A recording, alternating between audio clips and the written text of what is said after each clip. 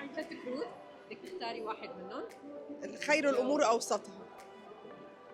اقرا اسماء مشاهير عملت لهم بلوك. لا مشاهير ولا مش مشاهير ولا البلوك ليست بتاعتي فاضيه تماما.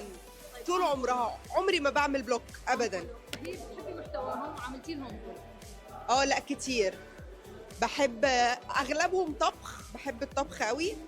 عمرو وهبه، خالد مختار، محمد عبد العاطي. التوب ماي توب محمد عبد العاطي. في صراحه فيك عندي فيك طبعا، وكل الناس عارفاه فما بقاش فيك يعني ما عندي خير الامور اوسطها.